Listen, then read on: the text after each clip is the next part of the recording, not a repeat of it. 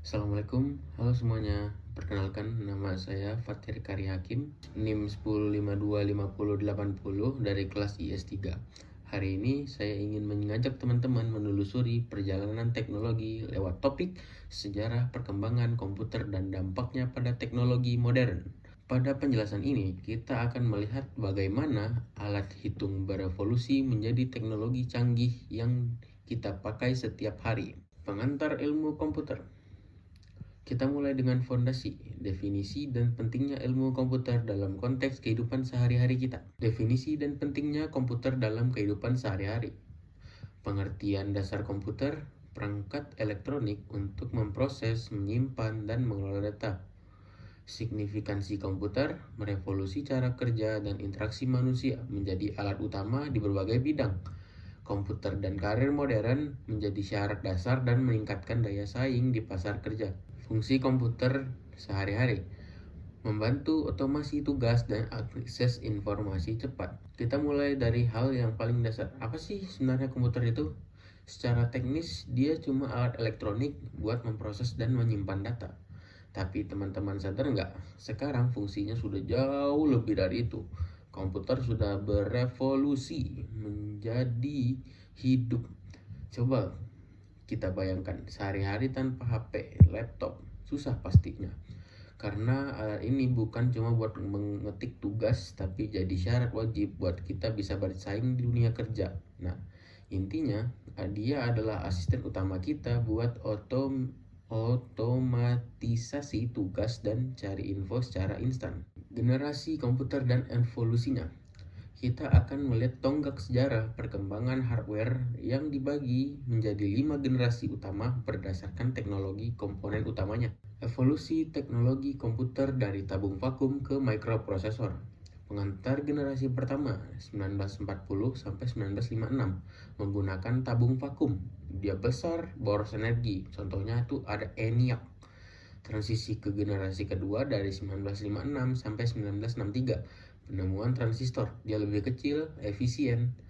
Contohnya IBM 1401. Nah, komputer yang kita pegang sekarang itu canggih banget kalau dibandingin sama mbah buyutnya di generasi pertama tahun 40-an. Komputer itu isinya tabung vakum. Bayangin ukuran segede ruang kelas kita, panas banget dan boros listrik. Contohnya tuh komputer ENIAC. Tapi semua berubah di generasi kedua dari tahun 56-an. Ditemukan benda ajaib namanya transistor. Ini game changer banget sih. Komputer ini jauh lebih kecil, lebih dingin, dan lebih efisien. Contohnya kayak IBM 1401. Ini lompatan teknologi yang gila banget di zamannya. Selanjutnya, perkembangan generasi komputer dan dampaknya pada industri. Dampak generasi pertama memungkinkan otomasi industri besar. Kendalanya cuma di ukuran dan biaya yang tinggi. Keberhasilan generasi kedua, transistor mempercepat komputasi dan membuka peluang pengembangan perangkat lunak. Inovasi di generasi ketiga, perusahaan mulai mengembangkan produk yang lebih kecil dan kuat, yaitu IC atau Integrated Circuit. Apa efek dari perubahan tadi ke dunia nyata?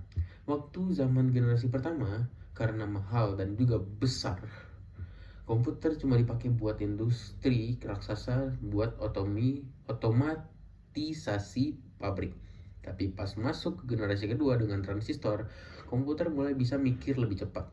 Disinilah mulai lahir industri perangkat lunak atau software. Terus masuk ke generasi ketiga, muncullah IC, Integrated Circuit. Ini bikin komputer makin kecil lagi dan makin powerful, yang akhirnya melahirkan industri komputer modern yang kita kenal sekarang. Selanjutnya, perbandingan kelebihan dan kekurangan dari setiap generasi komputer. Kelebihan generasi pertama memberikan kemampuan komputasi awal. Kelebihan generasi kedua, transistor lebih awet, hemat energi, memungkinkan bahasa pemrograman kompleks. Kelemahan generasi ketiga, kompleksitas hardware meningkat, tantangan desain dan keamanan baru. Kelemahan ke generasi keempat, microprosesor. Canggih, tapi biaya masih tinggi banget dan ada tantangan keamanan data. Setiap generasi punya ceritanya sendiri. Generasi pertama berjasa memberikan kita kemampuan komputasi awal. Generasi kedua menyempurnakan dengan hardware yang lebih awet, hemat energi, dan memungkinkan bahasa pemrograman kompleks. Namun, Tantangan muncul di generasi lanjut, di generasi ketiga dan keempat. Mikroprosesor, meskipun teknologi makin canggih, kita menghadapi kompleksitas hardware, biaya yang lumayan tinggi, serta tantangan baru soal privacy serta keamanan data. Selanjutnya, 3 tokoh penting dalam sejarah komputer. 3 individu ini meletakkan fondasi teoretis dan arsitektural yang memungkinkan perkembangan komputer modern. Charles Babbage sebagai bapak komputer dan kontribusinya. Visi Babbage tentang komputasi, merancang mesin analitik atau analytical engine, cikal bakal komputer modern. Inovasi mesin analitik, langkah pertama menuju otomasi perhitungan. Dampak terhadap ilmu komputer, membuka jalan bagi pengembangan dan algoritma pemrograman. Charles Babbage, beliau sering disebut sebagai bapak komputer. Visinya benar-benar luar biasa. Dia merancang mesin analitik atau kita bisa sebut analytical engine yang menjadi cikal bakal komputer modern. Inovasinya adalah langkah pertama manusia menuju otomasi perhitungan dan membuka jalan bagi pengembangan algoritma. Selanjutnya ada Alan Turing dan perannya dalam pengembangan konsep AI. Ini sih seru banget. Pionir teori komputasi, dikenal karena mesin Turing atau dasar pemrograman. Konsep mesin Turing, model matematis untuk pemahaman proses komputasi algoritmik.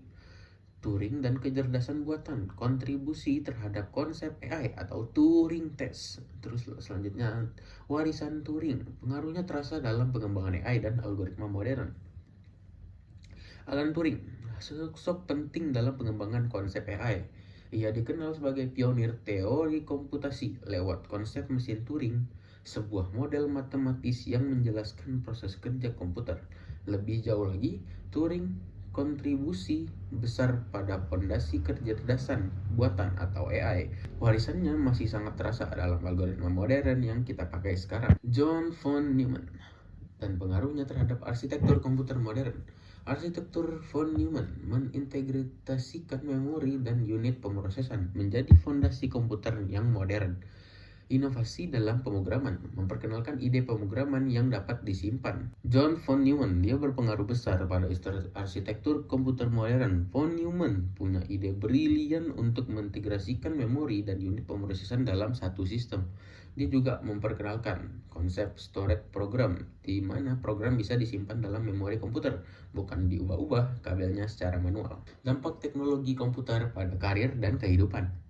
Di bagian terakhir ini, kita akan fokus pada bagaimana kita dapat memanfaatkan teknologi ini untuk kesuksesan pribadi dan profesional. Mempersiapkan diri menghadapi perubahan cepat dengan teknologi. Adaptasi terhadap perubahan teknologi penting untuk mengadaptasi di bidang pekerjaan berbasis data. Peluang karir yang luas, kemampuan komputasi membuka peluang luas dan kompetitif. Keterampilan berpikir komputasional membantu mencegah masalah, membantu memecah masalah yang kompleks. Belajar sepanjang hayat, memiliki fondasi untuk terus belajar dan beradaptasi. Menghadapi perubahan yang cepat, kita harus beradaptasi, terutama di pekerjaan berbasis data. Kabar baiknya, kemampuan komputasi membuka peluang karir yang sangat luas. Kuncinya ada keterampilan berpikir komputasional atau computational thinking untuk memecahkan masalah kompleks serta semangat untuk belajar sepanjang hayat. Meningkatkan efisiensi dan produktivitas melalui otomatisasi. Otomasi tugas rutin, penggunaan skrip dan template menghemat waktu dan biaya. Peningkatan produktivitas, karyawan dapat fokus pada tugas yang lebih strategis. Pemanfaatan alat cerdas, mengotomasi proses bisnis secara cerdas dan efisien. Transformasi digital, peralihan ke sistem digital meningkatkan responsivitas perusahaan. Di tempat kerja, teknologi hadir untuk meningkatkan efisiensi lewat otomasi. Tugas-tugas rutin yang bisa kita otomasi pakai skrip sehingga hemat waktu dan biaya. Hasilnya, produktivitas meningkat karena karyawan bisa fokus ke tugas-tugas strategis. Inilah inti dari transformasi digital, membuat perusahaan lebih responsif dan cerdas. Pentingnya memahami etika dan keamanan dalam penggunaan TI. Keamanan data pribadi penting untuk melindungi data pribadi dan menghindari pelanggaran keamanan. Dampak sosial TI, memahami dampak sosial dari teknologi informasi, termasuk isu etika, misalnya bias AI atau hoax. Terakhir, poin yang sangat penting, etika dan keamanan. Di era digital, kita wajib menjaga keamanan data pribadi agar terhindar dari pelanggaran. Selain itu, kita harus peka terhadap dampak sosial TI. Teknologi juga membawa tantangan etika, seperti bias pada AI atau penyebaran hoax. Jadi, mari gunakan teknologi dengan bijak. Terima kasih telah mendengarkan penjelasan saya pada materi yang berjudul Sejarah Perkembangan Komputer dan Dampaknya pada Teknologi Modern. Terima kasih, saya Fatir Karyakim. Maafkan jika ada kesalahan kata. Saya pamit undur diri. Assalamualaikum warahmatullahi wabarakatuh.